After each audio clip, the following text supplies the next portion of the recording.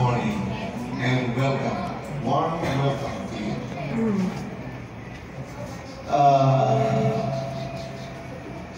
Can I use our language so that okay. Wala akong dictionary dito. Interpreter. Well, we are also happy, Brother Paul, Bakit doon nandiyan ka sa solo? Kailan? that many Kaya nag-nose, running nose man. our sisters and brothers here are the fruit of our feeding program. Amen. Praise the Lord. Praise the Lord. Amen. And most of them are newly baptized. Okay. And we have here one of our sisters, Sister Annalie. Later on, she will say goodbye to us because she will going to somewhere down the country.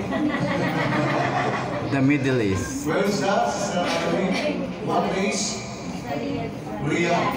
She's going to Riyadh. Brother Paul. No? And we will pray for you and for your safety and travel. And I hope that while you are in Riyadh, you will be happy to your work.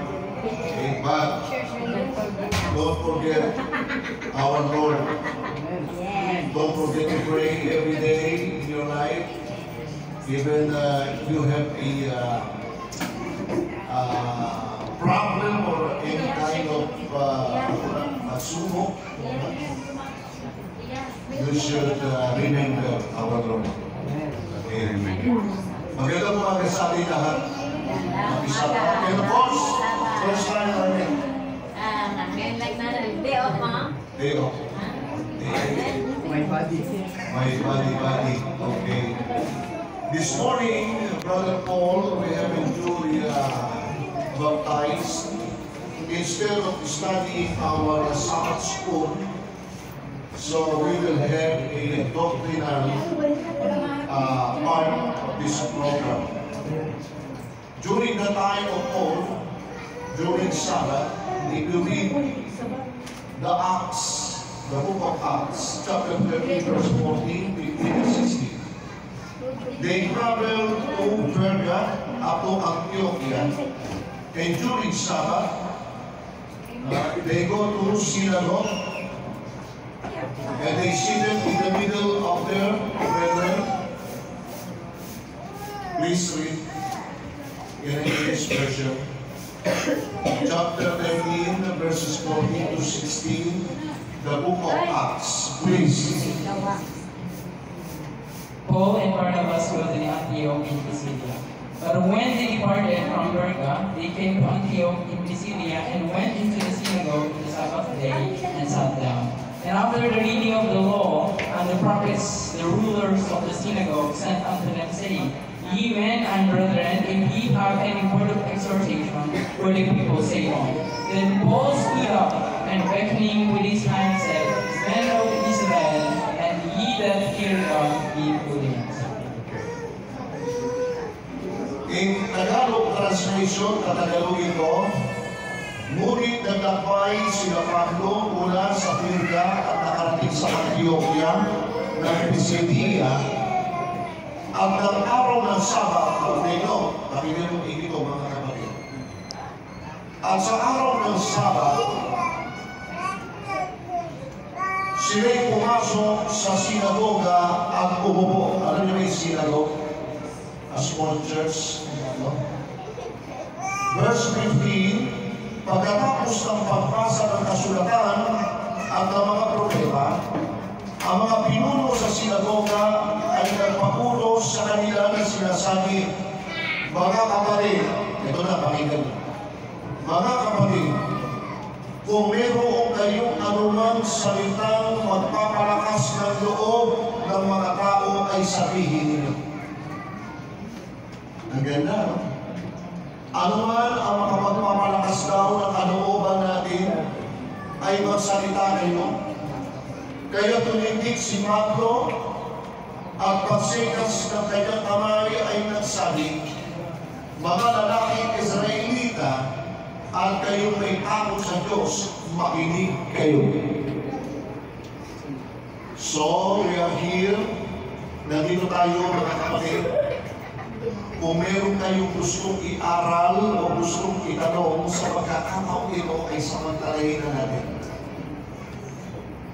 Bakit tayo nangingilit ng araw ng Sabat? Why Sabat? But most of the churches in the whole world, they worshiping God every Sunday, not Saturday. Huh?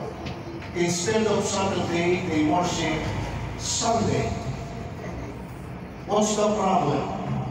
Bakit naging linggo ang araw ng pag-ibig sa halip na araw ng Sabado?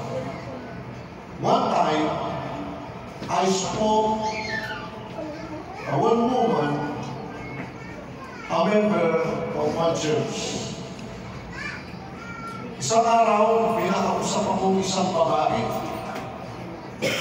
Member siya ng isang church.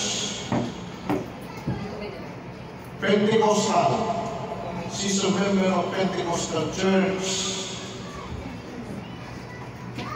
And she learned, natutunan niya sa Pentecostal,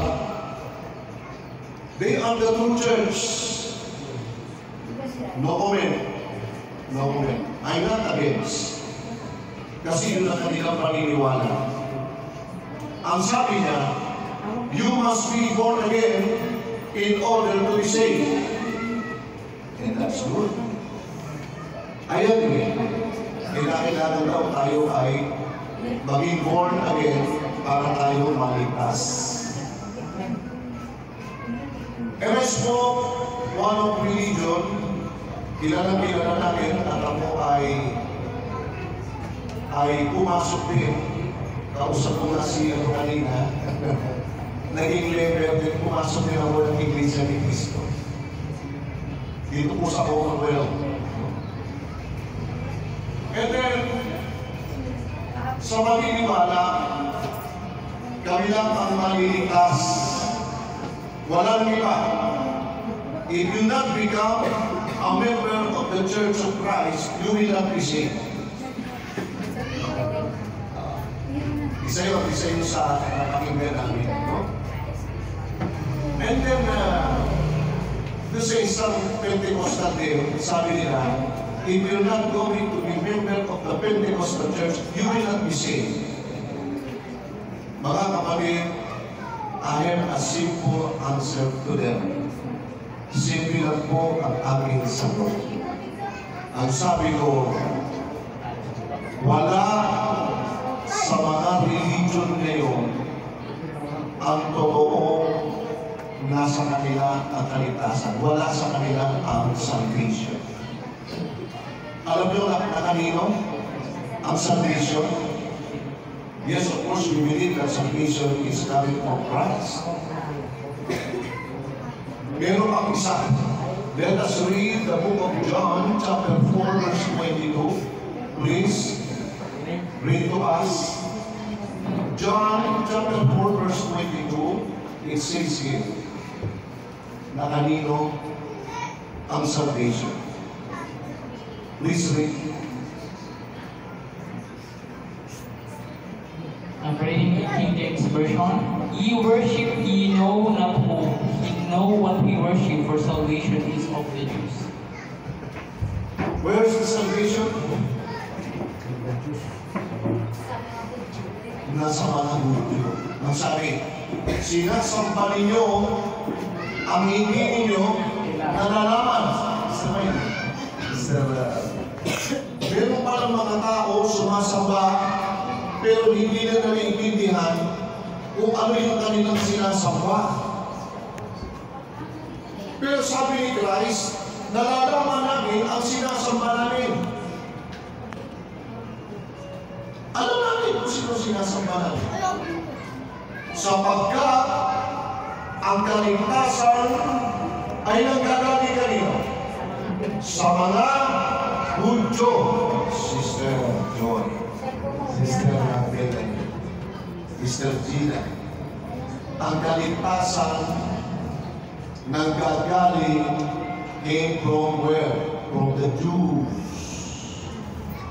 Christ is a Jew. This book, the Bible, came from where? From the Jews. Not from Filipino, even in America. No. These books came from the Jews. Sabbath keeping came from the Jews. The Ten Commandments God gave to the Jews. All the teachings about salvation, God gave to them, to the Jews. Ibinigay sa mga Hudyo. So we are spiritual Jew if we follow the teaching of God. See? Kaya Sister Mary Joy, Hudyo ka sa spiritual. Bakit, Sister Miley, Mr. Albi, ang sinusunod natin, Brother Romeo, hindi aral ng Romano Katoliko, hindi natin sinusunod sa anong mga religion, but we follow what the commandments of God that given to the people of God, to the people of Israel. See? Binigay sa kanila ang mga aral ng kaligtasan. So ano nangyari sa atin, mga kapatid? Yung aral ng kaligtasan, the teaching of salvation, was already given to us. Ibinibigay na po sa atin ngayon. Ayaw naman tanggapin ng mga religion na ito. Pakibasa, Sister Albi, in the book of Acts chapter 7, verse 38.